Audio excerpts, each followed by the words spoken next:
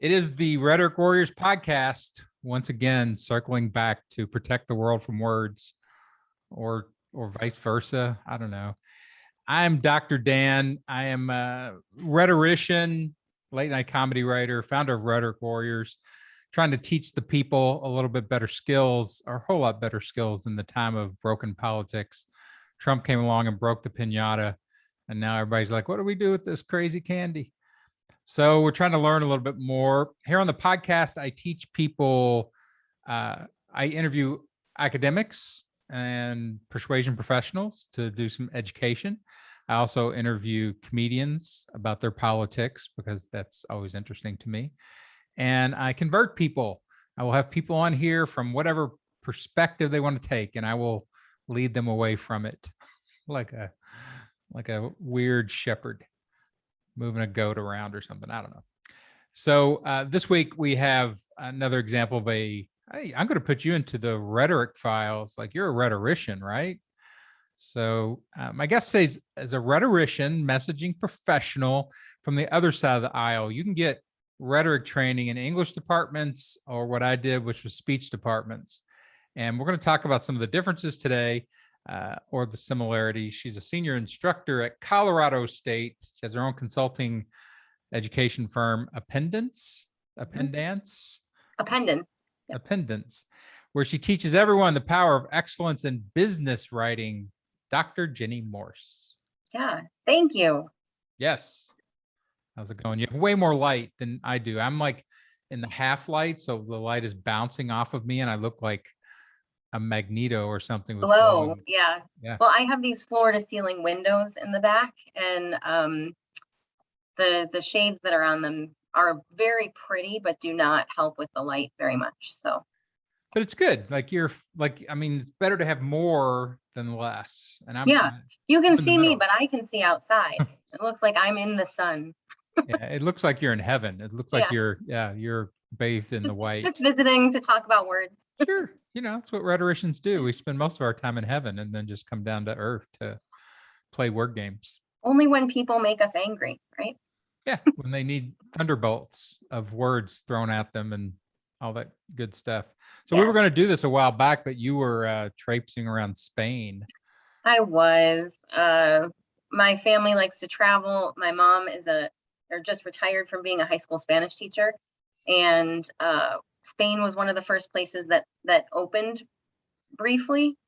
And so we took a family trip to Spain. While we were there, the Delta virus started growing. So we wore our masks everywhere that we went. And, but we were mostly at the beach playing. It was lovely.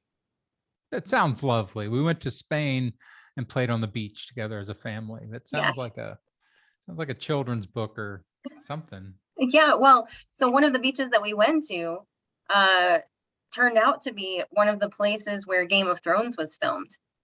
So we were walking around this gorgeous beach with this huge old fortress castle, just like, this is awesome. And then there are these posters that are like, this scene was filmed right here. And then you can walk around. Interesting. Huh. It was fun. I guess it's a children's book. It's Game of Thrones.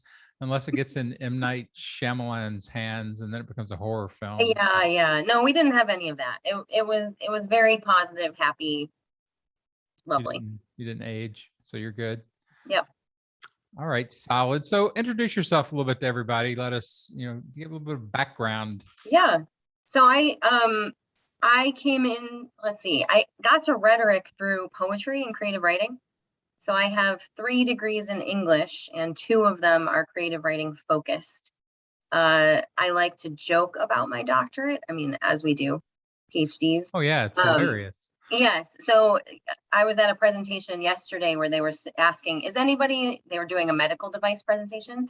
Is anybody in the room a doctor? And I'm like, yeah. My friend is like, put your hand down. And I'm like, I'm a doctor of poetry. Yes. If there are any language emergencies, I can take care of them.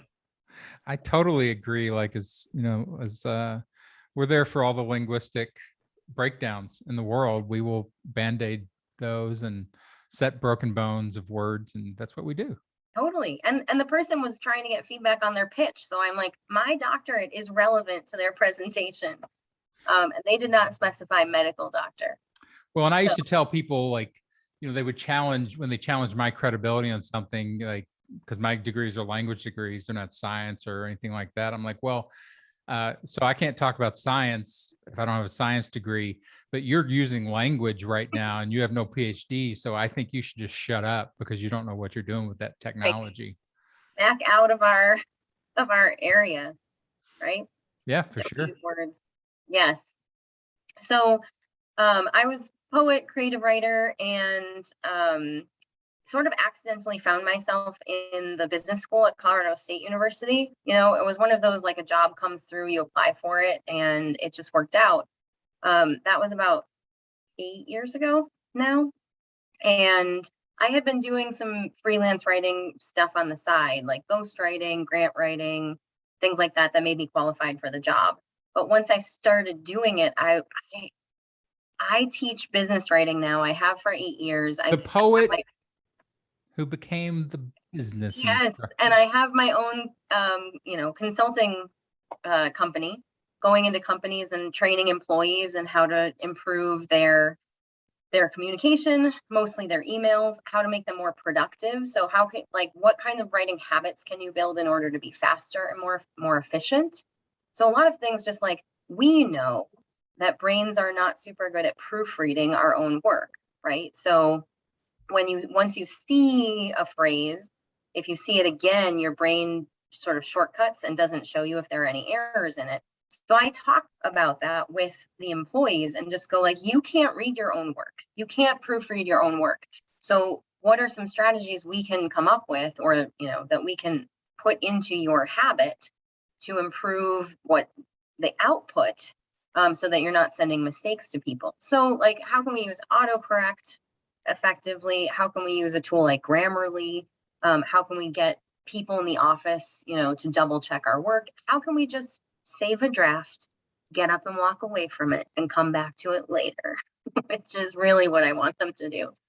So I sort of integrate a lot of the things that I learned as a writer, just the habits of writing, into the training, as well as talking about specific strategies. So the thing that I love is I get to talk about language. Like, this is a poet's dream, right? I get to talk about word choice, language, grammar, like how you put words in place in order to create certain effects. And I'm doing it in a way that is practical for the people that I'm teaching. So it's like, okay, if you start every sentence with I, your message is going to sound self-centered. And they're like, ooh, I've never thought about that. I mean, I'm like, when you start a sentence with, I was wondering if, you have not asked a question. And people are like, oh my gosh, this is why people never answer my questions, because I'm not actually asking them anything. So it's really fun. It is interesting, right? Like, how little most people close attention they pay to language. Yeah. Like, it's a technology they use, but they don't step back and inspect it. They just are driven by what they've kind of learned and what they've adopted. It's not like they have that kind of disciplined professional control over it. No, and we talk about, like, there's a huge difference in speaking and writing too. So if you say, I was wondering if you could help me with this, you're going to stop at the end of that sentence. You're going to put a pause there, and the other person knows from that pause, you're not speaking. So they're supposed to speak, right? So the question becomes asked in the space of it, right? When we're talking face to face, like, that's how the conversation works. But in writing, there is no pause. So when you say, I was wondering if you could help me with this, were you just, like, bringing that up as a thought that you're having? Did you actually want me to help? I don't know how that's coming off. So you have to train yourself to use a question mark.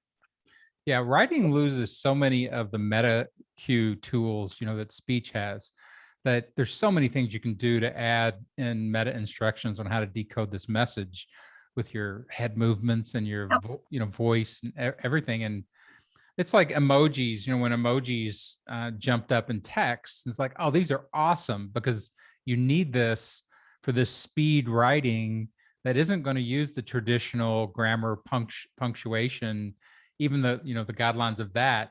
So, like, the emojis, like, yeah, okay, so I'm being funny here. Just yes. It's like, okay, so I'm going to write this, but since you can't hear me or see me, instead of a period, here's a picture of my face. Yeah, I love talking about emojis. I do professional writing. So in most of the arena that I'm working in, emojis are still considered not acceptable. And we talk about that because I do think they are allowed after you have an established relationship with someone, right? So what we see as not being professional about them is that I don't know how you're going to take it if I've never met you before, I haven't interacted with you before. That still isn't going to help our interpretation. We need to maintain a sort of formal level of interaction, complete sentences and things until we have an understanding of each other so that we can move to that tool. I think we'll get to a place pretty quickly, like 10, 20 years, where emojis are going to be more of a standard. I just think our expectations are like, they are useful. They're such a useful invention. Yeah. Yeah. To do this that we're talking about, like speaking has all of these signals and writing doesn't. And I go through this with a lot of my clients. We talk through all of the things that you get from somebody's face and body and their voice. Your voice has like, I don't know, 12 different qualities, right? So that's evidence in addition to the words. Writing has 3, I think. It has words, it has punctuation, it has arrangement in space. So when you think about like all of the cues you get from speaking and then you distill that to writing, you've got 3 tools. It's such a challenge to communicate anything effectively in writing. Yeah, no, it is. I think, again, this sort of hyper understanding of language within mediums like this that you get when you work professionally in it and you work in it academically and for a long time, like in the lessons you've learned from poetry, like the super sensitivity to a word, right? The ability to feel a word, you know, that's never taught to business writers. And you come in, you're like, well, you know, what makes a really effective piece of written communication is that you create these words in the way that they carry an experience to people. And as opposed to I dominate these words and I give out information, I'm like, well, good luck with that. Right. No, you're always crafting an idea and you're using language to craft the way that idea enters someone else's mind, right? So every word and the placement of every word is building the picture that the other person is going to hold. And a lot of what I focus on is that the picture is also the relationship, so that every message that you're sending is either building trust with that person or reducing trust with that person. And that's a lot of the outcome that the companies are looking for, is they want their employees to be able to build trust with their colleagues, with their superiors, with clients, with other companies. So what are the strategies that help us build trust and what should we be careful of? And this is why things like emojis, it's like as soon as somebody else uses an emoji with you, that is it's okay now. But until they do, you should not, right? And so just like outlining some of those rules that I think we acquire through our lifetime of experience, right? You just acculturate to things, like learning to shake hands and when you should hug people. And I do those examples all the time because people are really familiar. Like when you meet somebody for the first time, pre-COVID, we would shake their hand. I don't know what we're going to do now. And I talk about how culturally handshaking is actually defining your personal space as well. So like by putting your arm out, you establish like, this is the distance that you're allowed to come to the end of my arm into my personal space. But when I hug somebody, I actually bring them into my personal space. And for Western culture, right, like we're not going to bring people into our personal space until we know and are comfortable with them. So if that's something that we automatically do without thinking about it, what are the parallels that we have in writing for that? Well, it's like the difference between saying, dear Mr. French, right? And like, hey, Dr. Dan. Right. Yeah. Yeah. Yeah. No, that's why like when I shake people's hands, I do it like this. Just to short arm, you want them as close to you as possible. It's like a shake hug. It's like come on in. I used to, when I would teach interpersonal communication, it was so much fun to mess with those cultural mores, all the normative habits. I would tell people, like, go out and shake somebody's hand and keep your fingers spread. Yeah. And just And they don't know what anything. to. Any variation throws people off so hard. Like, go side to side when you shake instead of up and down. Because there's no, how did it become this? Right. And is it 2 or 3? Is it, if you just hold on, if you just don't let go? And people are so Well, sensitive to it, it just kind of breaks open, because all of those things tell us information about people, like information that I think is subconscious, right? Or like low conscious.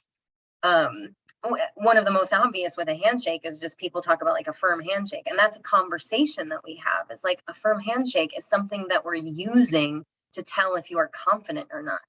And then what I like to talk about is how all of this is like what you're doing by messing with it is the same thing that I talk about.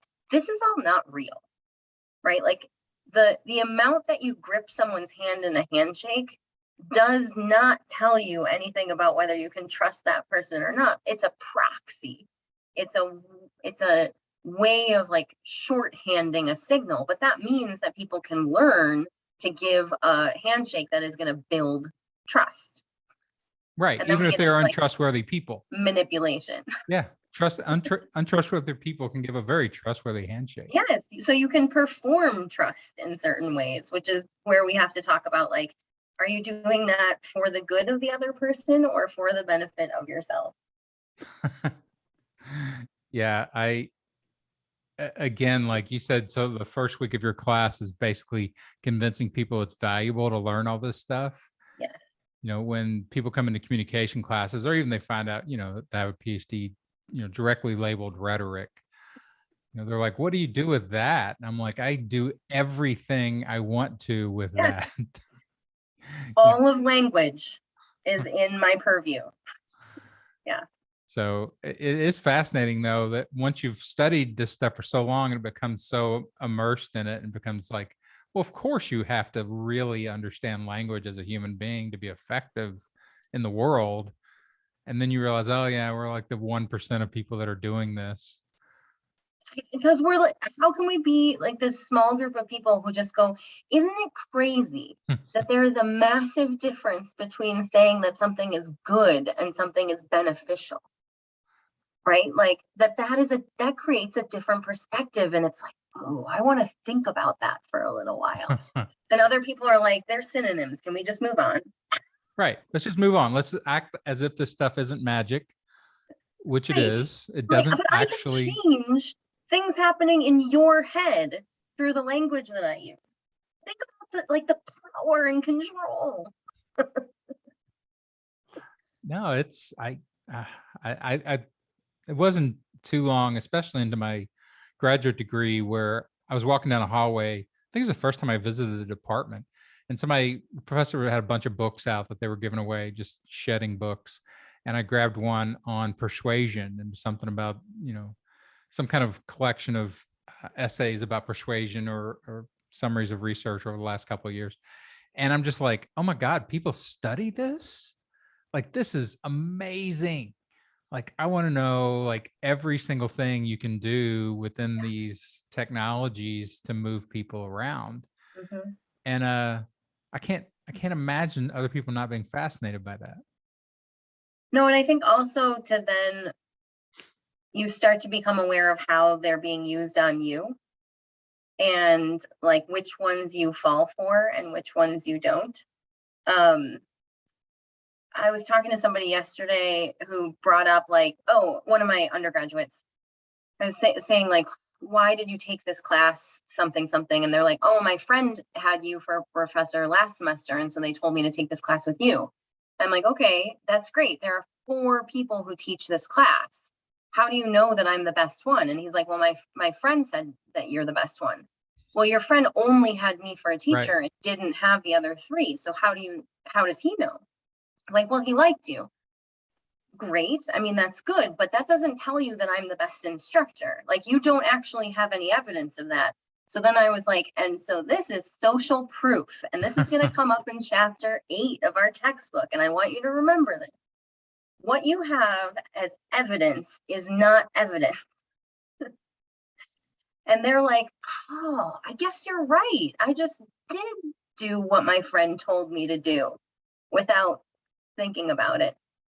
Of course, then they brought up Rate My Professor, and they're like, well, we all check your Rate My Professor, and it's fine. You're okay. So Yeah. I don't know. Like the more I've gotten into politics and working within this space lately, the crazier it seems whenever somebody has a political discussion or a truth discussion or puts their beliefs out there at all. Cause I'm just like, you are not qualified to believe anything or to state your own beliefs. yeah. You are clearly unqualified to be a believer in anything. And so the second book that I've been working on is Why America Can't Think. Mm-hmm. And it's just that like what you just did, giving him some baby training really quick into what social proof is. People have never heard that term.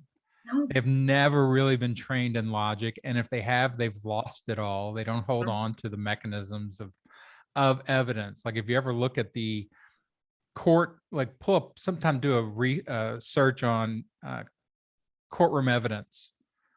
And it's like 12 pages of what evidence actually is and why it's acceptable or not acceptable. And that's in courts where they still get things wrong. Yeah. So people just saying things like using the technology like, oh yeah, this is easy. I just bang, bang, bang, bang, bang. Right. Well, I did it. So that means, it works for everybody. You're like, no. That probably leads to bad thoughts. Yeah. Yes. Yeah. So then the social proof conversation, of course, turns into their 18, 19, 20 for the most part, these undergraduates.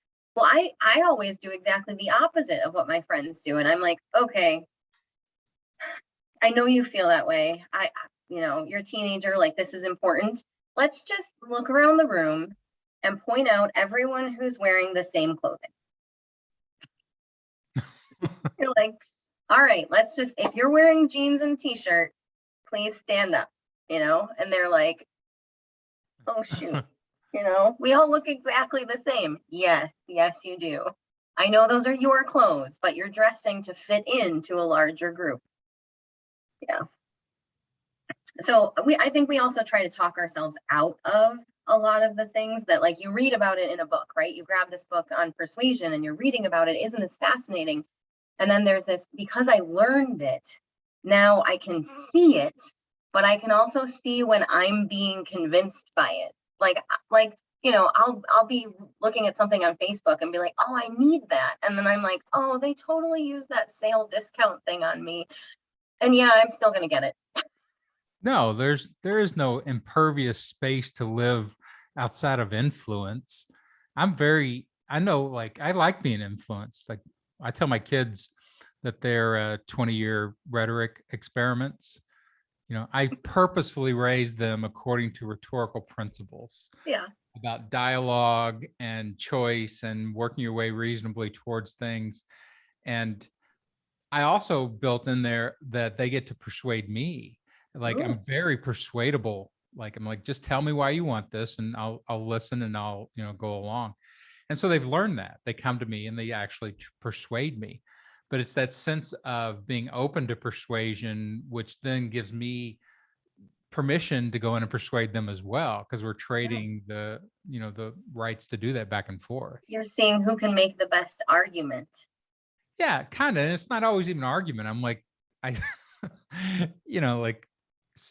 persuasion, the fun part of it when you really get into it is just how much of it is outside of rationality.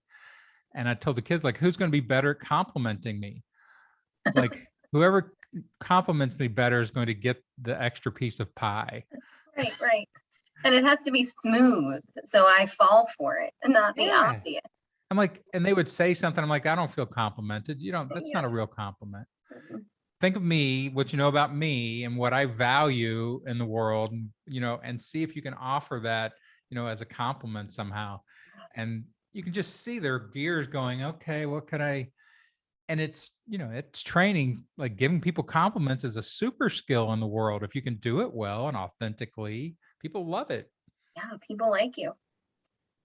Your thing reminded me, my dad's a lawyer, and growing up, he's not a rhetorician in the same way, right? But there's this way in which, like, make your argument, make your case, present your evidence, and we'll think about it. And I always knew that I had won the argument when he said, that's it, you're just doing it this way because I'm your father.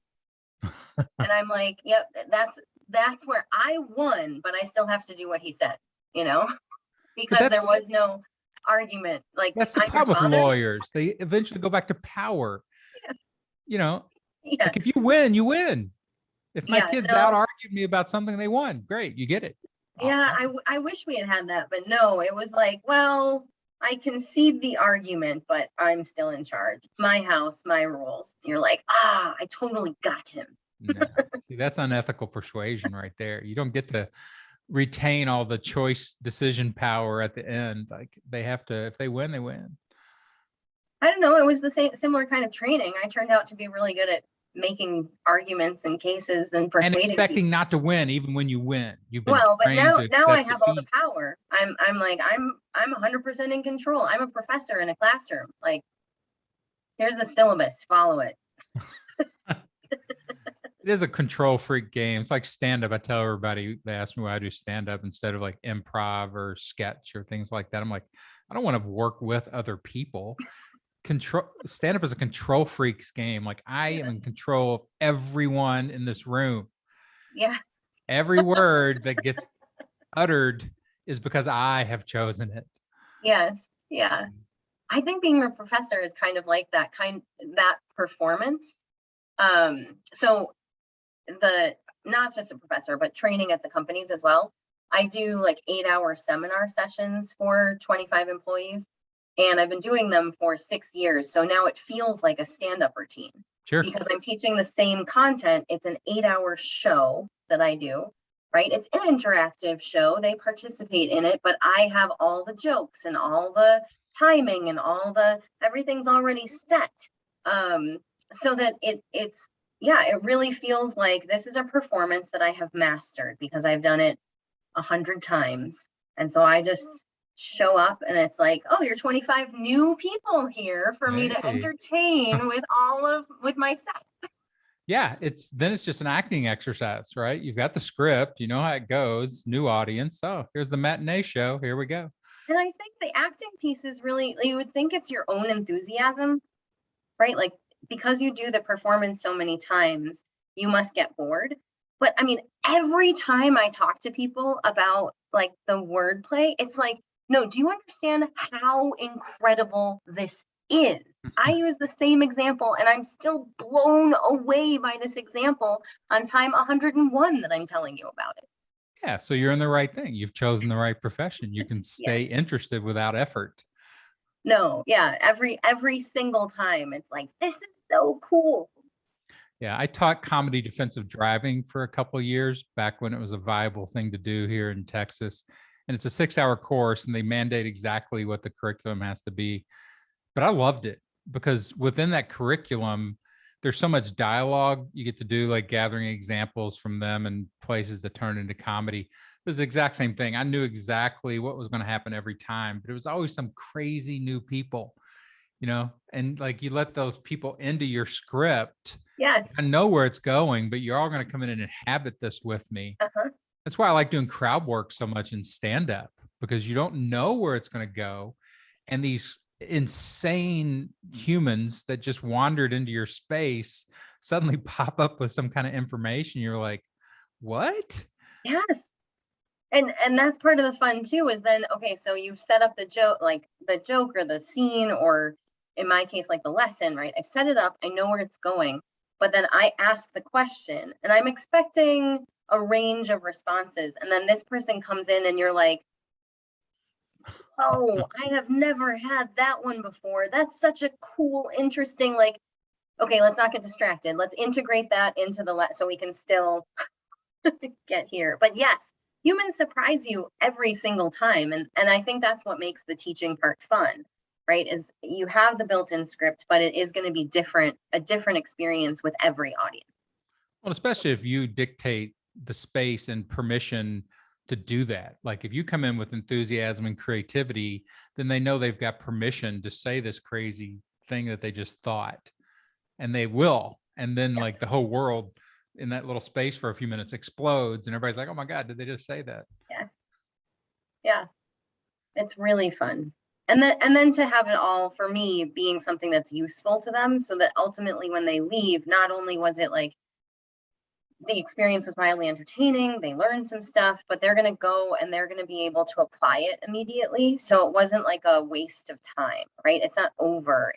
It's now something that you have tools that you can implement that are going to make you a more effective communicator right now.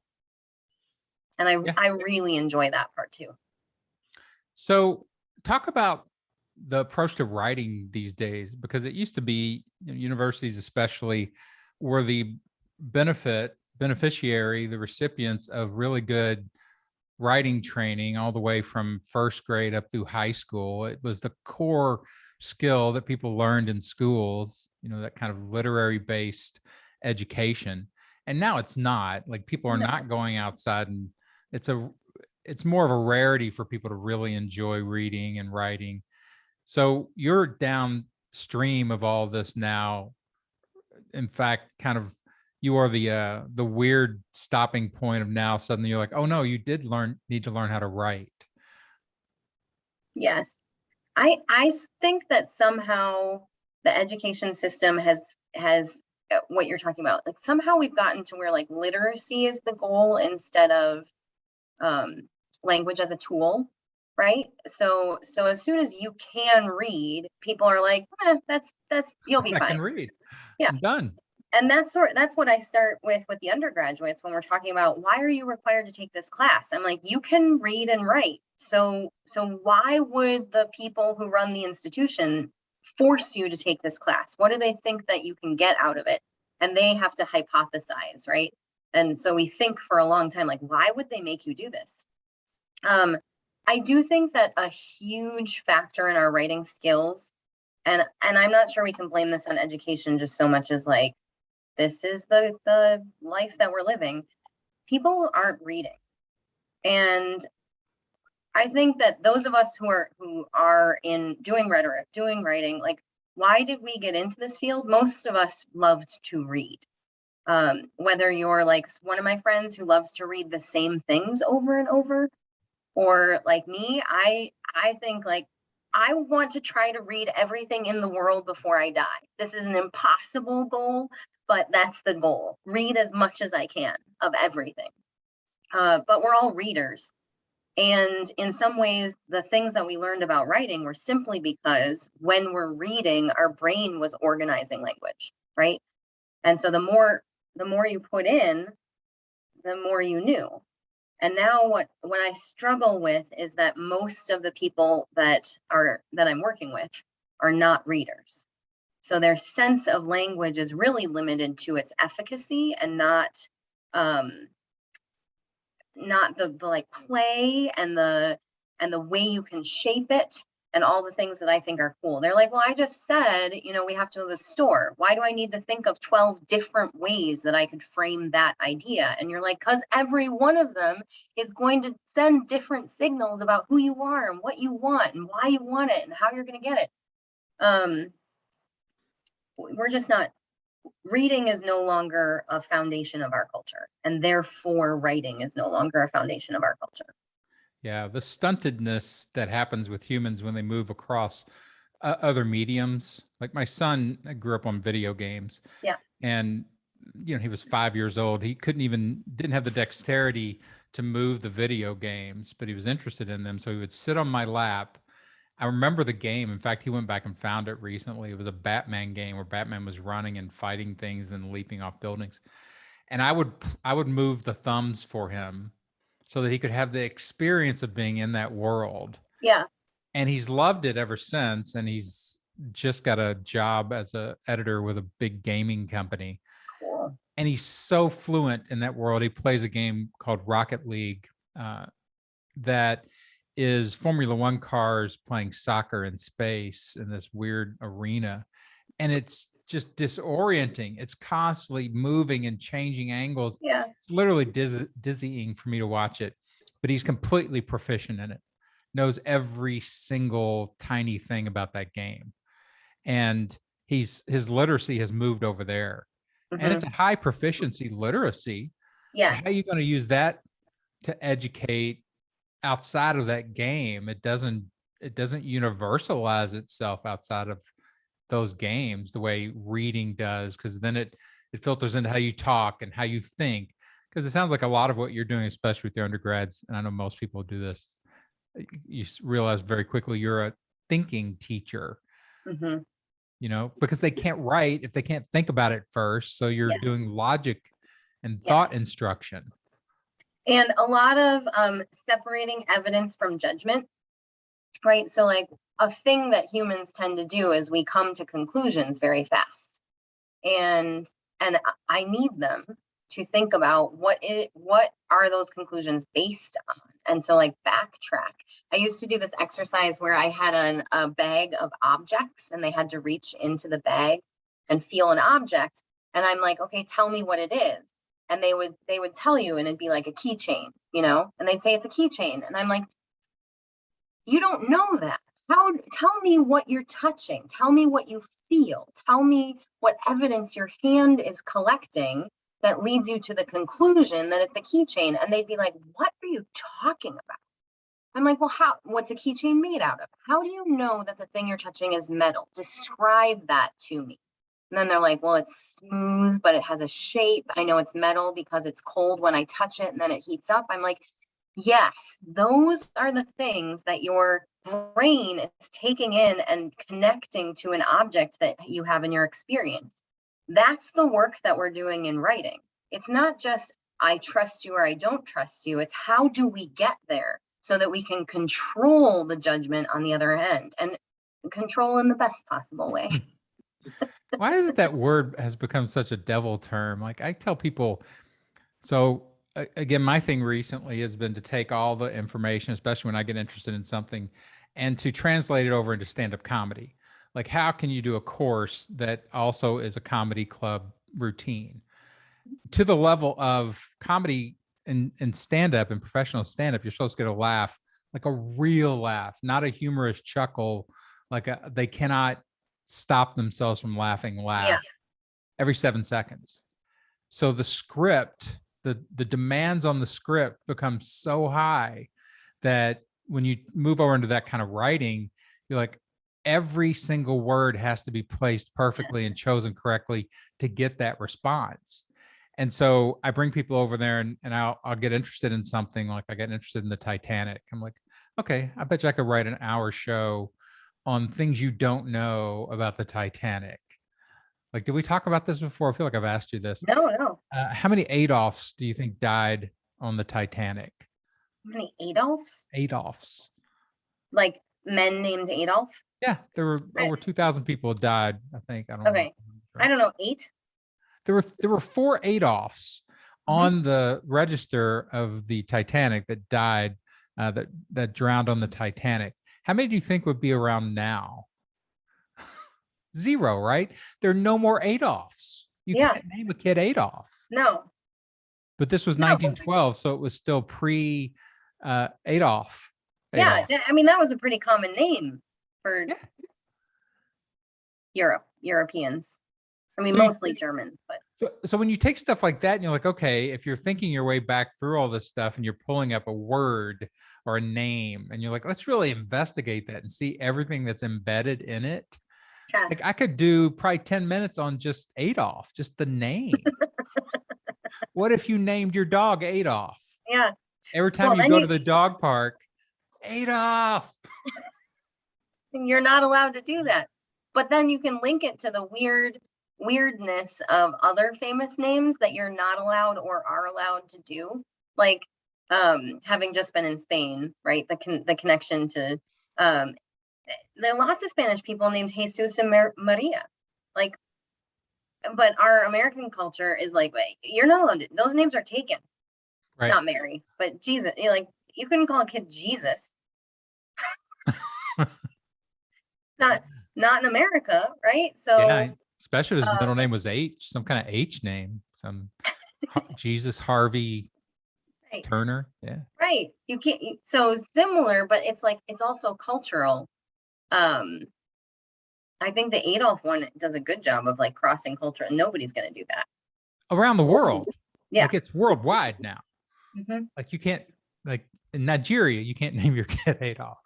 No, not unless you don't like them very much. Well, and as you do, for me, like I get super fascinated into the deep research because I know I can pull it out as an interesting fact thing and then jam it into stand up. And like there was somebody that was sued for naming their kid Adolf a few years back. I don't remember what culture it was, but they named their kid Adolf and they sued to change his name.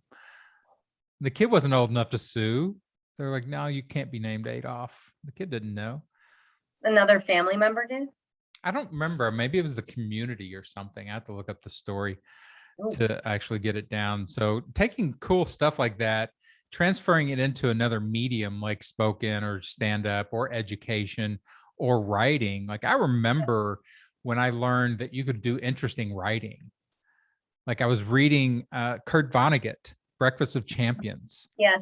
And he kept beginning sentences with and, a capital and. Mm-hmm. And I'm like, they told me I can't do that. They lied. But it's cool. And I like that he's doing it. And I immediately started doing it. And I've done it ever since. I do it too. I love starting sentences with and I love starting sentences with but. And I talk to people about how doing that, I think, is a sort of like speech habit carryover, but it's also a way of highlighting or emphasizing like, oh, I'm connecting an idea or I'm transitioning to a new idea. And I want that to stand out in your mind. So I've started the sentence this way. And when people say you're not allowed to do that, I'm like, you've always been allowed to do it as long as it's a complete sentence. Your teachers, like your parents, lie to you for your own good. And when you are an adult, they're like, sorry, we lied to you that the park was closed on Saturdays because we were lazy and didn't want to go. That's not true. The park is always open. You can go whenever you want.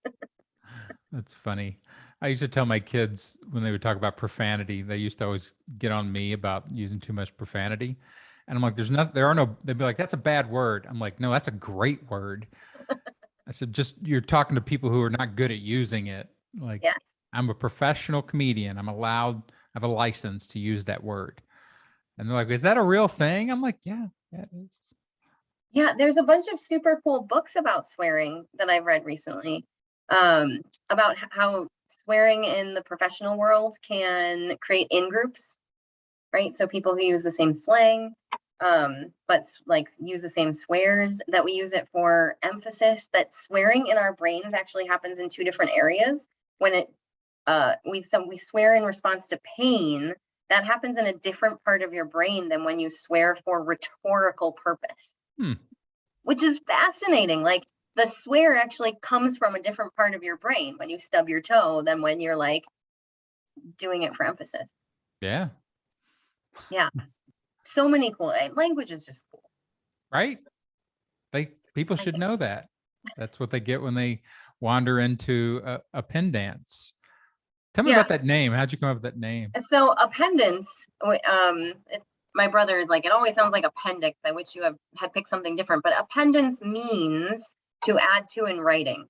And I named my company when I was doing freelance projects. I mean, it wasn't the company it is now, but that's the name I came up with. I had a website, I owned it already. So I was doing freelance editing for the most part, writing and editing. And it felt very much like I was a support for other people. So to add to in writing felt really positive. And then I liked that the word, right, is a pen dance with an extra P. So it was also like, that's pretty and fun and explains a lot, but it has an unusual rhythmic pattern. So it's Appendance, which makes it hard to say. And everyone's like, change it because, you want your name to be recognizable. And I'm like, no, I'm never going to be that big, so it won't matter. Yeah, But naming's fascinating. I've done a bunch of naming for our marketing agency here in Austin, and it's fascinating. I charge a lot of money to work on people's names.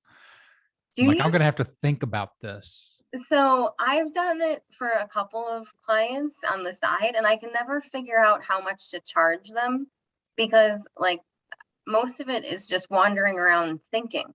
How do I, how do I charge people for the time? Like I'm at the grocery store, just imagining different names for you and how they would work. How do Yeah, you but bill? I because like my partner is a hardcore business guy, right? So he's in sales and he wants to overcharge for everything. And I'm been in academics and entertainment, so I tend to underprice everything because I'm like, well, I got to get the work, right? You can't let these people go. So Right. we kind of sit in the middle. I think the last thing we did was like $12,000 to rename a company, you know, Nice.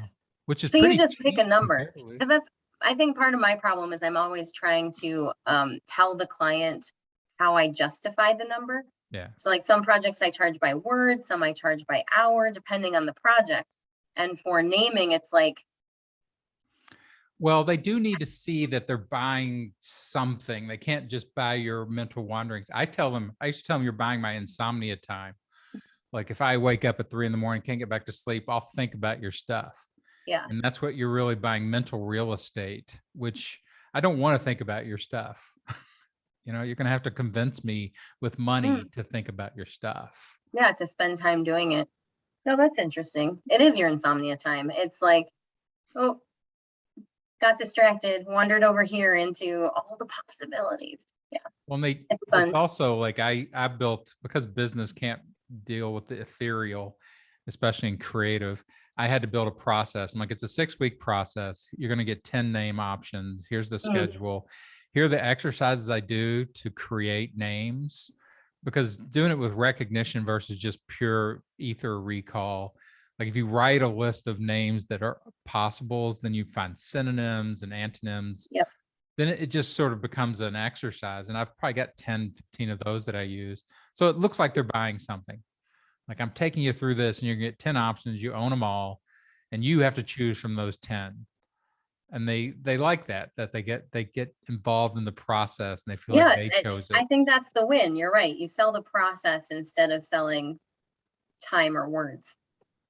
If I get asked to do it again, right now I get asked to help on they're like translation projects, but not exactly. So I have my brother works with some companies in Asia, and then he's like, "Oh, I know this writer; she'll handle everything for you." So I get these websites that are, Japanese, Chinese, Korean, Thai, whatever, that has been Google translated into Okay. English because I don't speak those languages. And then I have to make them make sense. And I had one where I open up the website that I'm supposed to work on, and the very first thing, the slogan is everything is for the people's health. And I stared at that sentence for 2 weeks. That was my insomnia time. I'm like, I know what this says, but no. Everything, and I was wandering around saying it to people. I'm like, everything is for the people's health. What does that feel like it might say in English? That does sound like Chairman Mao, though. It does that kind of big universal positive claim, Yes, but you overclaim. can't leave that on a website and sell it to Americans. Yeah. Everything we do is for you. I forget what we changed it to. It went through like 3 cycles, like what you're talking about. I would run through things and say like, what do you think about this? How does this feel to you? And then they come back, oh, we want it to be more like this, more like that, have this, and then run through it again. Which is fun. Again, it's the poetry creative writer. Like I'm playing with the words, trying to get the sense of the thing that we want to have out for the public to experience. Yeah, and I like all that too. I don't like to have them in my process is the problem. Like that's why I give them decision points. Like here's the decision meetings. And I do an initial gather so I can kind of hear all their thoughts. And then I'm like, I never want to hear from you again because you will ruin my creativity. And I may come up with 3 that are way out there and like, I really like them, but you won't use them. That's fine. You've got other options. But if I have to start really censoring myself and my internal weirdness to you, you're not going to get a good product. Yeah. So I can't I, usually keep them out of my process. I keep them out, but then I say, like, I want you to look at this and tell me what you think so that I can feel it out. Oh, So it's very skin crawl to hear what they think. It's very, like, I've done this much. Let's see if this is on the right track. I've tried that, but it doesn't yield. Like involving non-creative people in the creative process. I don't mind them being the decision makers at the end. Yeah, but you also are giving them 10 options. And when I'm doing the website, like, I'm going to do this website. And when I get to the end of the website, we're done. I'm not going back and redoing the website because you had an idea. So I need to start working on it and see if it matches their expectation. Because if I'm going to keep translating all of this stuff, I mean, it was a website that was like 8,000 words. Yeah, that's crazy. I mean, yeah, no, they don't sign off on every word. It's just like the very beginning. Is this about what you're looking for? Does this match the tone of your company in your language? Well, I'm used to working in Hollywood where every time you open up to somebody with powers input, it warps the rest of the creative. Yes. And suddenly your ship is constantly listening because they keep blowing holes in it. You're so lucky if it ever gets to port, or out to sea where it's like, oh, this is viable. No, because they've blown holes. Like I remember I had a buddy who wrote for Everybody Loves Raymond, and he was good friends with Raymond. And so he was there from the very beginning. And he showed me the original pilot that they shot for the series. And originally they had kids with brown hair because both the parents had brown hair. And the advertisers that were underwriting it said, we want blonde kids. They had to reshoot the pilot with 2 blonde kids. And if you watch it now, it's blonde twins and a blonde girl, even though the parents are brunette. That stuff really bothers me. Actually, I look at that stuff and I'm like, this family is impossible. Can you at least cast people so that the one that gets me every time is when they have 2 brown-eyed parents and they have like 3 kids and they're all blue-eyed. And I'm like, look, we all did those squares in, high school biology. You can have 1 blue-eyed kid. I will accept 1, but you got 3 blue-eyed kids? No. Please go back to casting. No, it's again, and business is interesting. I like doing business work at some level, but I have to turn off my sort of super creative brain, like the training I have in entertainment. And you have to kind of turn off your super academic brain because they don't need to hear all this theory. It turns out they don't need to be taught, which bugs me. It's like, can I share this really cool thing with you? And they're like, no, please don't do that. No, we don't care that this came from the 12th century Gorgias. Yeah. Yep. Yeah, I get it. Yeah. Okay, so what are you looking for right now as far as clients? Like we have about 5 minutes. I don't want to take you too long. What kind of good people would come to your services? So as far as Appendance and what we do, I go into companies and train employees in seminars. And so that's any company that's working on professional development are usually people who bring me in, lots of government agencies, lots of banks because I care about credibility. I've worked with engineers because they struggle to sound nice when they are writing things. So essentially, if you are using writing to build trust relationships with your clients and customers, then I can share strategies, techniques that will help your employees be more effective in that work. I can also make them faster, which people like. Faster saves money. And in addition to the seminars, I built an online course. It's a 6-week program where any employee, and most of the people that I work with are in that program, are people who, for whatever reason, they don't feel confident that their writing is getting the results that they want. So they're coming to me looking for, how can I make sure that when I am writing, I am showing that I am the best possible employee, presenting the best possible version of everything that we're doing. And we work for 6 weeks together. There's video exercise content in the course. So you do that independently, try to integrate that with your job throughout the week. Then you send me writing that you did that week. I give you feedback on it, and we meet on Mondays and talk about the concept and your writing and how you're integrating stuff. And then the next week you go through, try the next concept, add it on.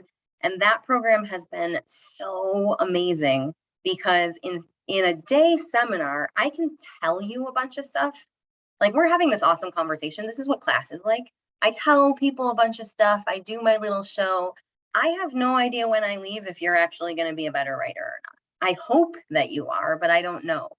The 6-week online program that I built, I know, because I can see, and my clients can see, here's what you turned in at the beginning, and here's what you turned in the end, and look how awesome this is.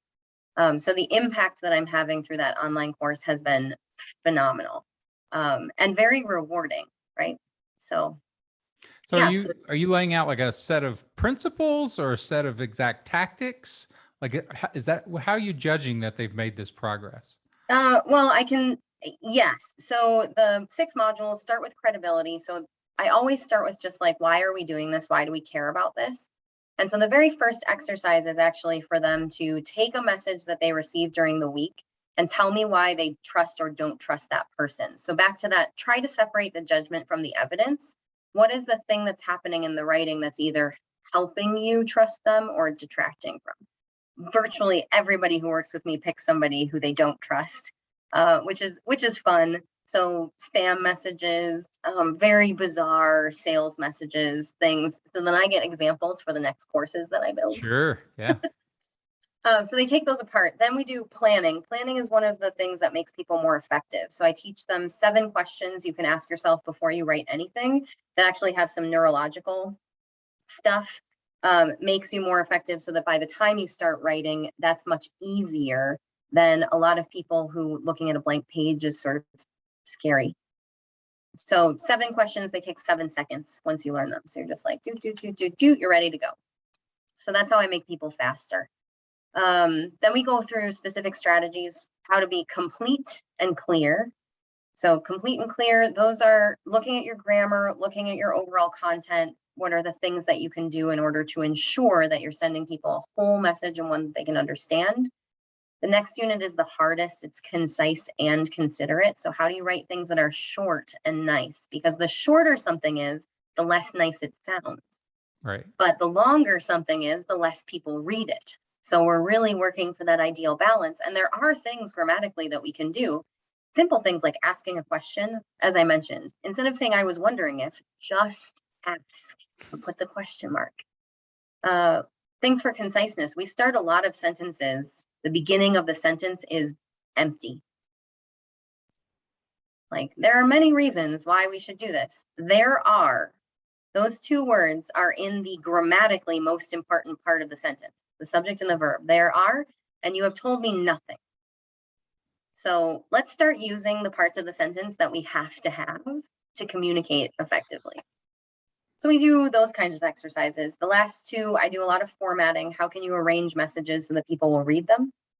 What are some of the strategies we can use? I do some color theory. How do you use color to make people look at things in your email? And then lastly, we do proofreading. Nobody's good at it. Here are the things you need to practice in order to get better. Nice.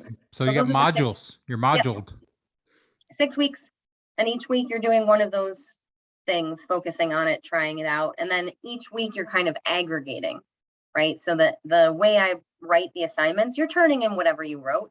But my assignment says, like, make sure you do this step, and make sure you do this step, and make sure you do this step. So each week it gets a little bit more. So that by the end, when I'm looking at the message and they're looking at it, they've built something that's entirely different than what they would have started with. Well, I think that kind of modularized learning where you take it down to very specifics like that, where it's that sense of, my son taught himself how to do video editing and special effects completely from YouTube. And it was based on that concept, the best kind of learning is point of need learning, that you can find the right answer instantly. And online you can search and, you have your set of instructors who give good answers. and then you put it out to the general community and you get the right answer quick. Yeah. And he's learned that to the point where he has no patience for inefficient learning. He can't stand it. He couldn't stand sitting in high school. It's like, this is the worst way to learn I've ever seen. Yeah. And when you can break things down into modules like you've done, where it's very tied to, here's a technique, think about it, try it, give you feedback, get it down, and then you've got that in your quiver. That seems like a better way of doing that kind of instruction. Yeah. And then hopefully we'll build some more courses so that people can keep practicing and building on those skills. So that's a goal. But our next session starts September 13th, and they run every 6 to 8 weeks. Okay. Well, I'm not sure when this will be up and out, but if it's up before September, You can cut that 13th. part out if you want. Come back. Yeah, go back and take the course in the past. But cool. Yeah, I don't know. I'm such a geek about words. It's so much fun to talk to somebody that's also co-geeky Yes. about it. And you found your own niche. Like, I've done a bunch of business writing, and I've done tons of different types of writing jobs over the years, but they've gotten to the point where I get so bored with it because it is so structured, and it's so much work. It's not always tedious, but it is, you have to pay attention to every little thing in writing. You can't make mistakes the way you can in podcast conversations, and even in stand-up clubs where you make a mistake. So what? You go back and you fix it. Like, verbal has a lot of erasure to it. Yes. Whereas writing has this permanence that's going to show your mistake forever. Mm-hmm. Yep. That criteria. I'm like, I don't want to work my language that hard. I want to have more fun with it. I think there's a lot of flexibility for us, but you want to be aware of the things that make or break your relationships, because that writing is going to be there forever and people can go back to it. We have that idea now with video and audio recordings, right? People can backtrack and they can listen to your error over and over. But because spoken language has historically been, I say ephemeral, but you're right, like this erasure, we just don't have the same expectation for it. We're more forgiving. And so, yeah, you can rewind and listen to me flub my words or whatever happened, right? And nobody's going to be like, and now I don't trust you. But you have one spelling error in an email and people are like, spam. How dare you? Or you spell somebody's name wrong. They're like, that's it. I'm going to find somebody else to work with. Yeah. Yeah. The criteria we have for that stuff. And then yet they don't apply the same criteria, because writing is hard. It takes super focus. It takes micro, the ability to look at the micros of language and to check against all these rules, check against how you said it earlier versus how you're going to say it at the end, all that stuff. So there's so much mental work going on in it. I was a journalism undergraduate, journalism and English, and I like the creative writing stuff because that could always make professors laugh. So there was always enough creativity there that they would reward me. But the journalism is so strict, and they would just be like, you've made the, and I'm like, you're killing me. I can't do this anymore. I don't want to work that hard. Same reason I got out of physics. I was a mechanical engineer. I'm like, I'm not going to work this hard, like to get all my problems correct. I took physics so that I could get a free trip to the Six Flags. But I understood none of it. So I admire you. I admire you staying in the writing. Good job. Good. You're out there doing good work. It's really fun. I hope I get to do it for a long time. Nice. Well, I appreciate it very much. Everybody jump over there and check out Appendance. Appendance. Yep. Appendance.com. Our courses are at online.appendance.com. But you're losing dance. Such a good word. Dance. Appendance. I know, but it's just how it rolls off the tongue. Appendance. Mm-hmm. It does, except nobody's ever used that word in spoken language in all of history. No, they have not, but that's what made it a good company name. It doesn't have any other association. Yeah, I like when names at least create a cognitive intrigue. To me, I have a whole criteria for what I really like in names. And that one, if people go, what? Yep. Then I'm like, they're involved. That's what all I that? need. Yeah. So that means they're going to go and research it a little bit more. So it penetrates more deeply into the cerebral cortex, and you win with that name. once you've done People that. are interested. Yes. Yeah. That's the All right. hope. Well, cool. This has been Rhetoric Warriors podcast. Thanks for coming. Get out there and persuade some people. They always need it.